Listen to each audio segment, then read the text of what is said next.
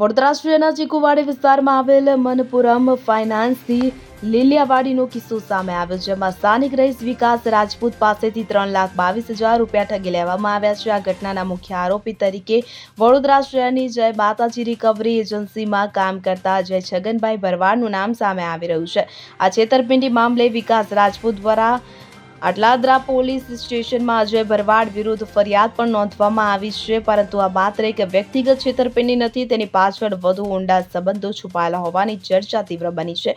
આરોપી અજય ભરવાડને બચાવવા માટે બેંકના અધિકારીઓ પણ ડરી રહ્યા હોવાના ખુલાસા થયા છે, કારણ કે વિકાસ રાજપૂતે આટલાદરા પોલીસ સ્ટેશનમાં ફરિયાદ નોંધાવી કે જેમાં અજયના વિરુદ્ધ સ્પષ્ટ આરોપો છે કે આ ઉપરાંત તેમણે ગૃહમંત્રી હર્ષ સંઘવીને પણ લેખિત ફરિયાદ કરી, જેમાં પોલીસની બેદરકારી પર પ્રહાર કર્યા છે. પરંતુ આશ્ચર્યની વાત એ છે કે મનપુરમ ફાઇનાન્સ જેવી મોટી કંપની આ છેતરપિંડીમાં પોતાના નામનો ઉપયોગ થયો હોવા છતાં ફરિયાદી બનવા માટે આગળ આવતી નથી. આ કયા કારણસર?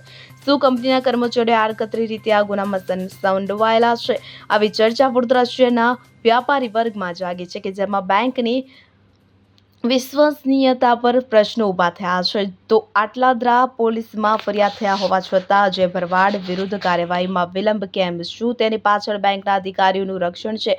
જય માતાજી રિકવરી એજન્સી પણ આરોપી વિરુદ્ધ કેસ નોંધશે કે ચૂપ રહેશે? આવા પ્રશ્નો વડોદરાના નાગરિકોને ત્રસ્ત કરી રહ્યા છે. ત્યારે મનપુરમ ફાઇનાન્સે તાત્કાલિક ફરિયાદ નોંધાવીને વિશ્વાસ પુનઃસ્થાપિત કરવો જોઈએ અને પોલીસે કડક કાર્યવાહી કરવી જરૂરી છે. અન્યથા આવી છેતરપિંડીઓ વધશે અને સામાન્ય માણસનો વિશ્વાસ તૂટશે. ગૃહમંત્રી હર્ષ સંઘવીને આ મુદ્દે તાત્કાલિક ધ્યાન આપીને ન્યાયની ખાતરી આપવી જોઈએ કે જેથી વડોદરાના નાગરિકોને ન્યાય મળે અને ગુનેગારોની સજા થાય. ત્યારે આ અંગેની વધુ વિગતો તેમજ સમાચારો માટે જોતા રહો CN24 ન્યૂઝ.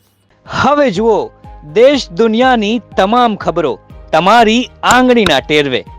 ઉઠાવો મોબાઈલ અને Google Play Store પરથી ડાઉનલોડ કરો અમારી CN24 ન્યૂઝ મોબાઈલ એપ.